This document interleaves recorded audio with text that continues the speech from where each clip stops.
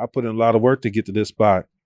And then I stopped it to help somebody else with their company.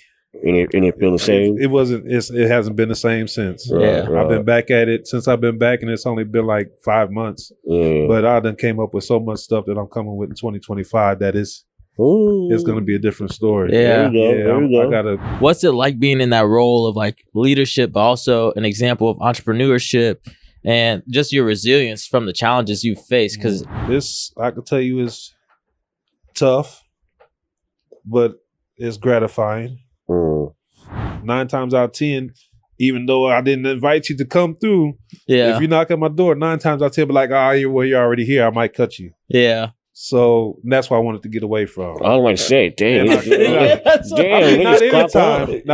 every time. People don't get too disrespectful. Right. You know, after 9, you know, if I don't answer my phone, don't come knock on my door. Yeah.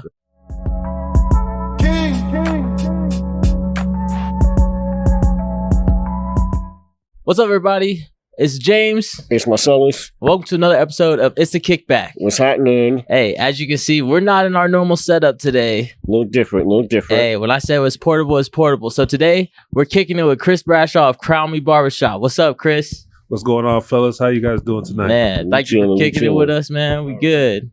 So before we get into the episode, y'all know how we do. Already. Set the vibe. Today's vibe check is ambition without action becomes anxiety. Yeah. I love that. Yeah. I love it. Especially where we are right now. 3 young black men getting after it, chasing after our goals. That's right. Having ambition to do something without just a regular 9 to 5. We want to do what we want to do and how we want to do it. So, and it's not easy. No, not at all. It's not easy. I fuck with that heavy. Yeah, Chris, how you feel about that one? It's bittersweet, you know, because all the hard work you put in and everything you try to do and you're time consuming and you got to make things happen overnight. Yeah. But it don't happen overnight. Man. It just don't. Man. So, you know, you constantly putting your pressure on yourself to make things happen. And 9 times out of 10, people fail trying to do that.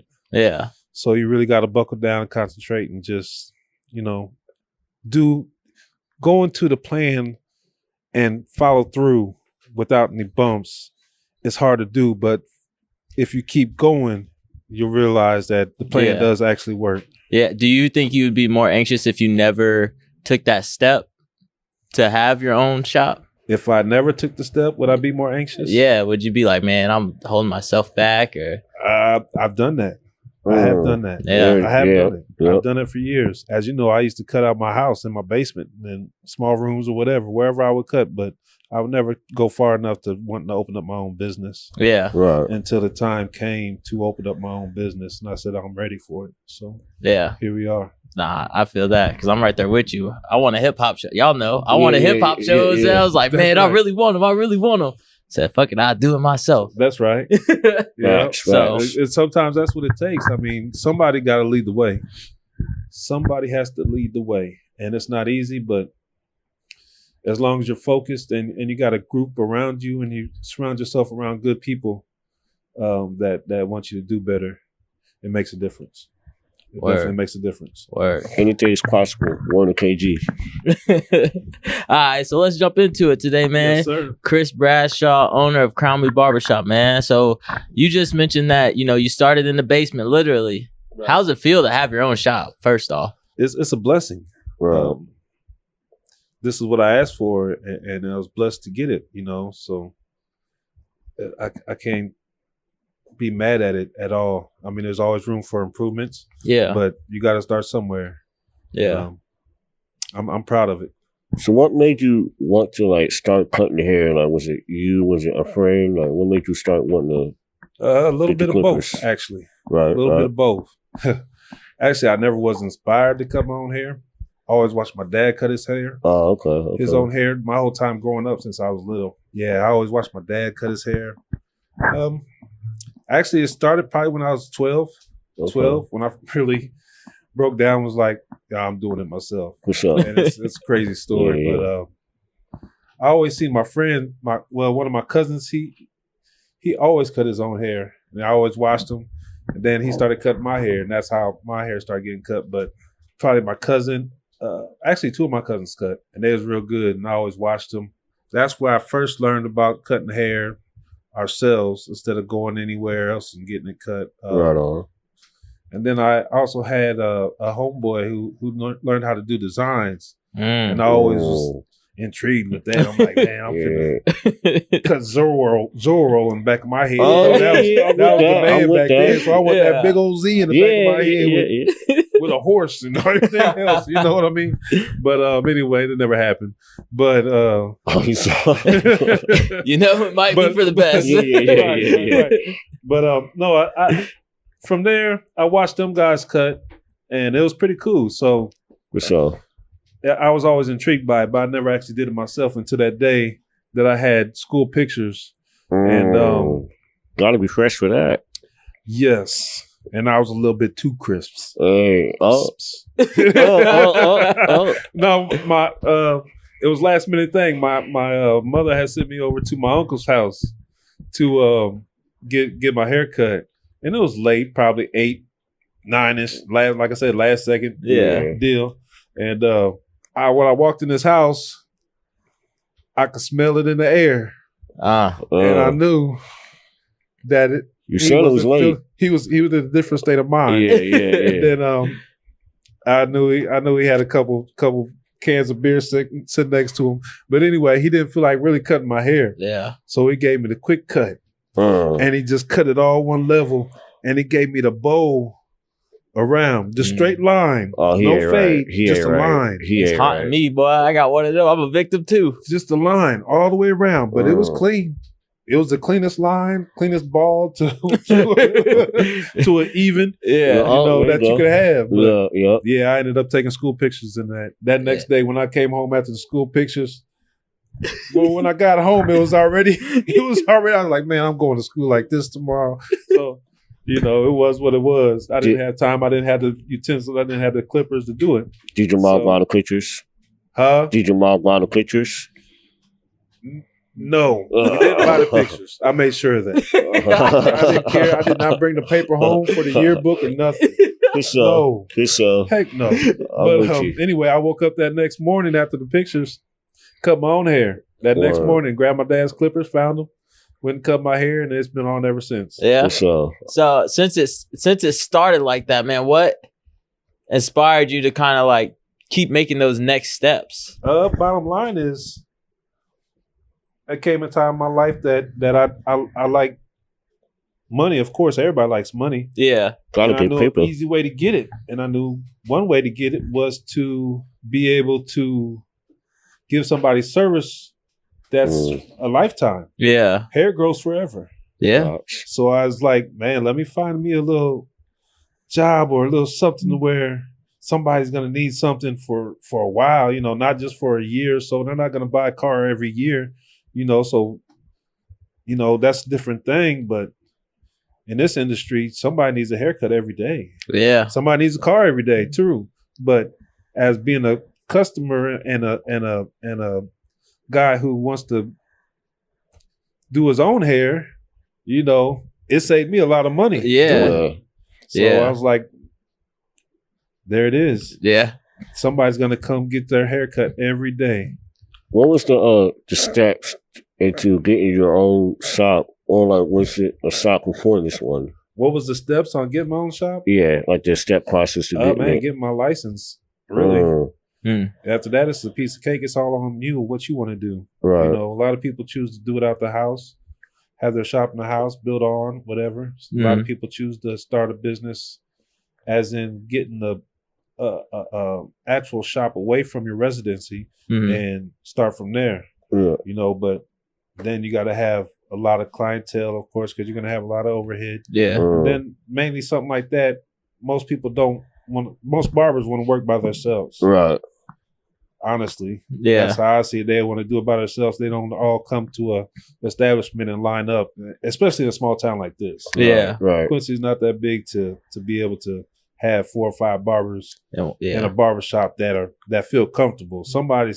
Everybody problem. Yeah. There's always gonna be fights for cuts. Really, not really, because in a town of $40,000, you know, there should be enough heads to go around for everybody. Think, right? Yeah. For at least 20, 30 barbers, easy. For sure. Easy. Yeah. That's a low ball, but. So we kind of jumping around here, but I do want to say, like, what would you say, like, to the kid that's cutting in the dorm rooms right now, you know, as a side hustle, and he gets this degree and he's like, no, I'm trying to cut hair. Like, I would say keep doing that. Yeah. Keep doing that.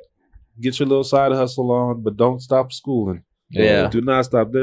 Barbering is fun, it's lovely, but it's not nothing compared to as in getting a 4 or 8 year degree, you know, master's, becoming a doctor or anything like that. It's a lot of money in it, but it's not the same money as that. Yeah. Not by far. So I would say for the kids that's doing it in college, get your hustle on. But do not give up school to do another profession. Being a black man in this town, like that you mentioned earlier, there should be enough money to go around. You would think that, but you think being a black man is harder to not share the wealth, but it's harder for us to come together to share the wealth. Do you think that, like, yes, it's more harder for us to be like, hey, let's team up? I don't ask me how, why, and when it started, right? But it's very hard for us to stick as blacks to stick together and make money together. I experienced it too. I don't know where I can't say it's hate. I can't say you don't get along with them. I can't say that y'all made the wrong business moves. Right. But everybody got to be in sync. And as blacks, it's hard. I don't know why, but it's just hard for more than 2 or 3 to be in sync. Yeah. Once you get to 6 or 7, it's almost like that anywhere. But in the black community, it's a little bit harder. Where if it was just the opposite way, if it was the opposite, it would be so much more beautiful for the communities. But it just especially here, so everybody's trying to beat each other out. Everybody's trying to say I do this better than the next. It really don't matter. Yeah. There's enough money to go around for everybody. Yeah, especially if the customer's happy. Customers gonna be happy. I mean, eventually you're gonna get better. Everybody's gonna get better at their thing, their craft that they do. And I don't know if everybody's willing to put in the work to get better at their craft. Yeah, like I struggle at it at times. So I feel that. That's honesty. Yeah. Like you bring up the black culture and things like that. Like how important is it to have, like, for you, like, if you weren't a barber, do you think it would still be like vital for a community to have a black owned barbershop? Oh, it's always important for there to be a black barber. Yeah. Cause I get cuts daily, not daily, but I used to, when I first started, I used to get like kids 3 to 4 a week, you know, coming from Walmart. From non-black barbers. I don't say their name, like, man, can you do something? Can you fix this? Yeah. Or and now it's even more. What I see more today is there's a lot of blacks that's getting adopted, young kids that's getting adopted by white families. Yeah, and they don't have a clue. Yeah, speak on it. Yeah, what to do with black hair. Yeah, with coarse hair, I would say coarse hair. I won't say black hair because coarse hair is mostly what black people have. Right, right. Unless you're mixed with something, then you usually have. Oh yeah, like Indian straight hair. Yeah, there's coarse and straight. And there's and I a lot of white people do not know what to do with the young black kids' hair, and they're just baffled. They'll let it nap. They won't even comb it. Yeah. They won't even comb it. And I just sit there and just like, and they'll ask me, and I'm like, well, the best thing I could do is say, just cut it low, keep it low, because you're not going to comb it. Yeah. You know, you're not going to fight the kid, because the kid's going to fight to not get his hair cut or combed. Yeah. Every morning. Yeah. It's just an extra chore. And I say I'll cut it low. Like, let me cut them low, so y'all don't have to deal with it for 1. Yeah. And for 2, y'all ain't mangling this boy. Yeah. Comb his hair. And he ain't out here bogus. Yeah. Being a barbershop owner, do you still think barbershop still has that cultural essence where, like, the people have barbershop talk and, like, come watch the game at the barbershop? Is it still that kind of culture? Yes. Do you think so? Yes. Yeah. Every weekend. That's what's up. Every weekend, it's a place That's part of the reason why I still do it, because it's a place where people still come, hang out, still watch the games. That's why I got 3 TVs in here now. Right. Just to give somebody something to look at, instead of or conversate about. There's a lot of conversations. There's a lot of people that seen each other that ain't seen each other in years in here. Yeah. This it happens like every weekend. It's always something. It's always one of those. Right. I love that. Yeah, that's what's up. So, I guess, and since you're the owner of this hub for our community, pretty much. What's it like being in that role of like leadership, but also an example of entrepreneurship and just your resilience from the challenges you've faced? Because first off, we're in Quincy, so I know there's been some hurdles. Oh yeah. How high? None of my business, but just so what's it like being in that position? I can tell you, it's tough, but it's gratifying. It's nerve-wracking. Yeah. But then it soothes your soul. And then sometimes you get frustrated. A lot of times you get frustrated. Yeah. Owning your own business anyway, you're going to get frustrated. Right. Yeah. A lot of times thinking things ain't going the way they're supposed to. But then you just have patience. You work what you've been working because it's been working. Yeah. Word. So you just keep going at that and it don't stop. Yeah. So how do you balance though? How do you balance like so now that you're not at the crib, right? Mm-hmm. How do you? I know it's an upgrade because you don't have people just pulling up on you no more, knocking at it. So how do you balance that now to like if someone needs a late night cut or just the challenges you face? Do you get to leave here and lock the door and be like, all right? Yes. You do? Yes, I do. But it's the same thing. It's just I haven't changed. It's the same thing. Yeah. If somebody wants their haircut, 9 times out of 10, I'm going to meet you at the shop, even if I'm not there. Yeah. I'm not here. It's the same thing as I was doing at my house. 9 times out of 10, even though I didn't invite you to come through, if you knock at my door, 9 times out of 10, be like, you're already here. I might cut you. Yeah. So that's what I wanted to get away from. I was like, say, damn. Not anytime. Now, people don't get too disrespectful. Right. After 9, if I don't answer my phone, don't come knock on my door. Yeah. But but I also welcome that at times too. You know what I'm saying? Yeah. I welcome it at times, but yes, it's a little bit harder. It's a little bit harder to control it and to make sure that you differentiate the two, because it's a lot easier said than done, especially when that's your main job. Yeah, you don't want to lose money. Right. So to add to that, since you have to wake up and come to a shop, is it more like a job now? Like it's always been a job. But do you still have that passion for it, or has Oh yeah, that's a good question. Has it kind of gotten diluted because you got to wake up in the morning and come to work? It did, but it took it about 20 years to get there. Because I started, like I said, when I was 12, 13. Yeah. By 13, I was cutting a lot of my friends' hair. Right. But I didn't legally get my license until 2005. So it's been 20 years since I had my license. And probably just recently, probably 2 years ago, I was getting kind of frustrated with just doing this. Yeah. But after being away from it for about 1.5 years, I man, I miss. Yeah. Why am I putting in all? I veered away from everything that I worked hard for. Yeah. I put in a lot of work to get to this spot, and then I stopped it to help somebody else with their company. And it feel the same? It wasn't. It hasn't been the same since. Right. I've been back at it since I've been back, and it's only been 5 months. But I done came up with so much stuff that I'm coming with in 2025 that it's going to be a different story. Yeah. I gotta rebuild. You gotta invest in yourself first off. Facts. Yeah. You gotta invest in yourself. Otherwise, you just being stagnant. Hey, look, I was here when you first got the shop, and man, you've been going crazy. I walked in here just to ask you about the pod, and I was like, I know this man going crazy because so they all know the story of how you helped me at Joker's Lounge for my first show. Okay, when you built that stage for me. Okay, so just to see because I know you did a lot of this yourself.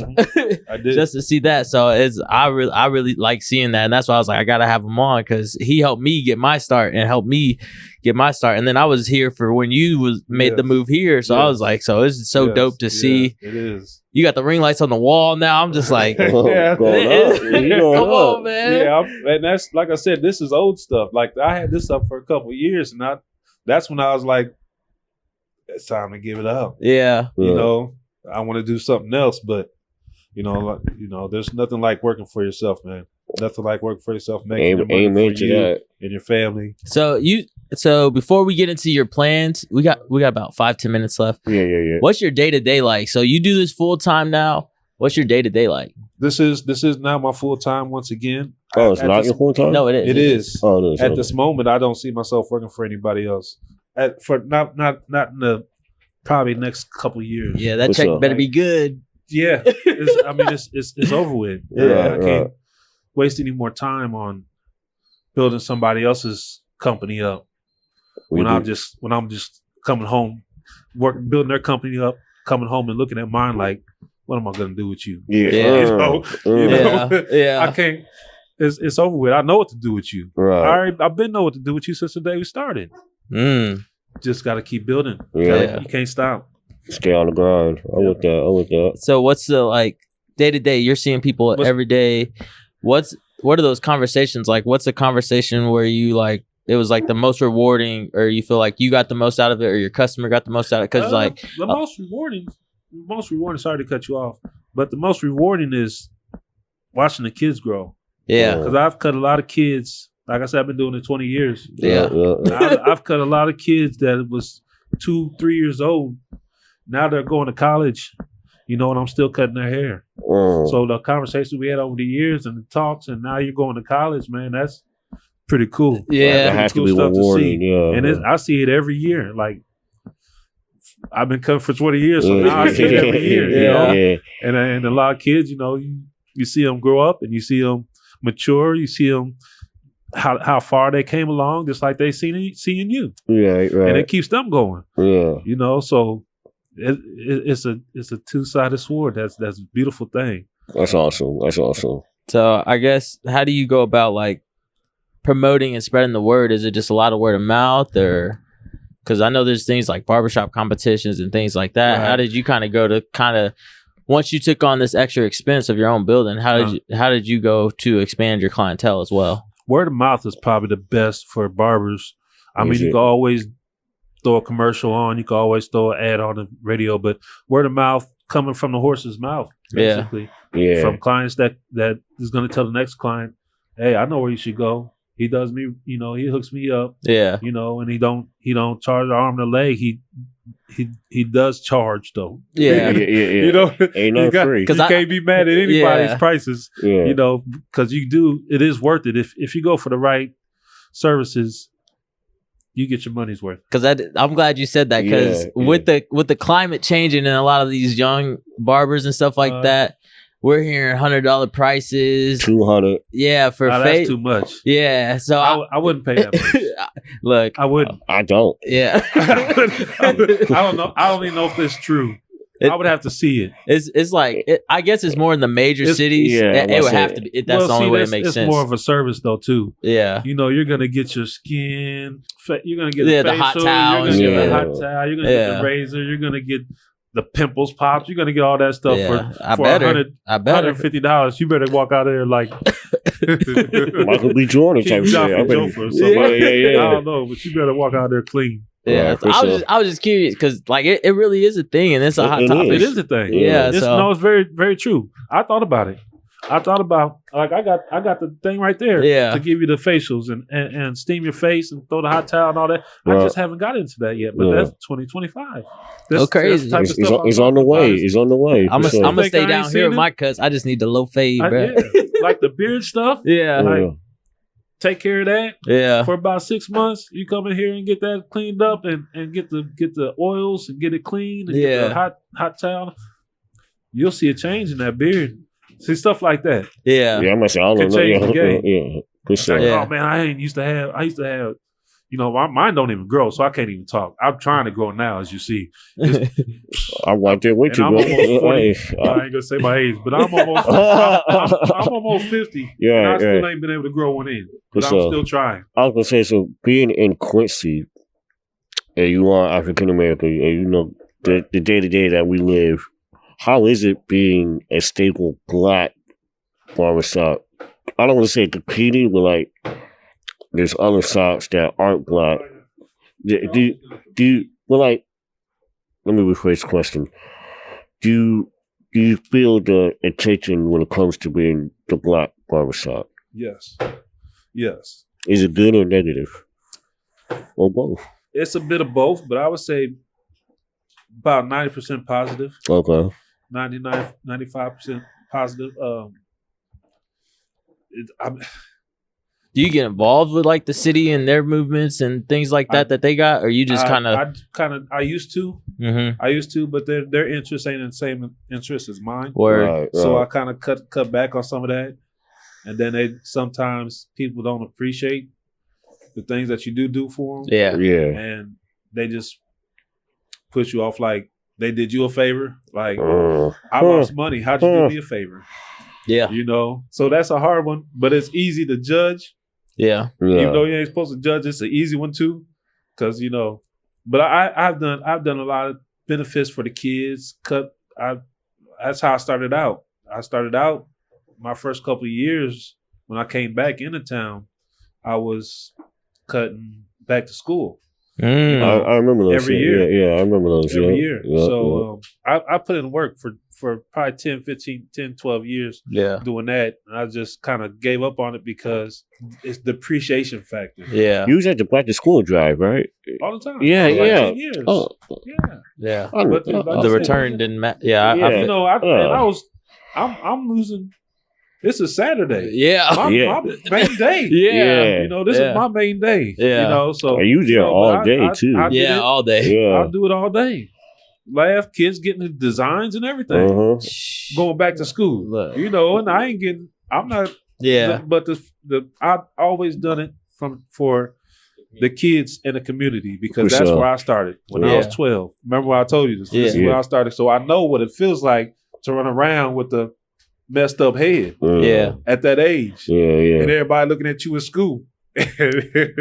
What if you got to take pictures that next day? Yeah. You know what I mean? So it's been that type of, it's easy for me. Yeah. So, but yeah, I've gave back to the communities. I've done a lot of things. And like I said, 2025, I plan on switching it up a lot. Yeah. That boy about to shift gears. Yes. I love to hear it. Yes. Sellers, you got anything for Chris tonight? I mean, I don't, but man, I just want to say thank you for all you've done because I was at those back to school drives getting my hair cut, man. So thank you for all you've done, all that you're going to continue to do.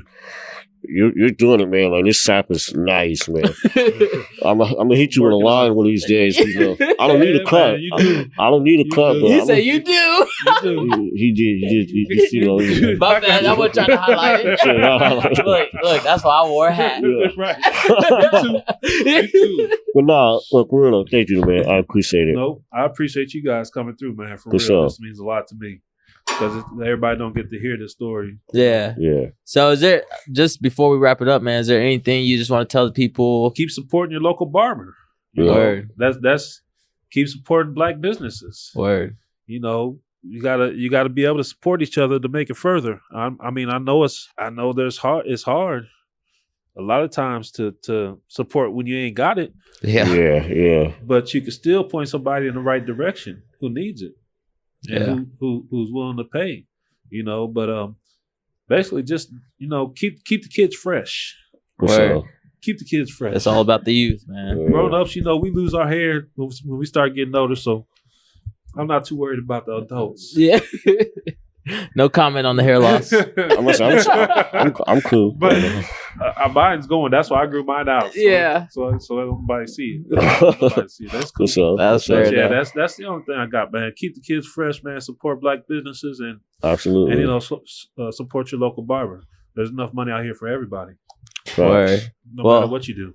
Chris, owner of Crown Me Barbershop. Make sure y'all stop in. With that, I'm James. I'm Marcellus. And this was a Kickback. Peace. Peace.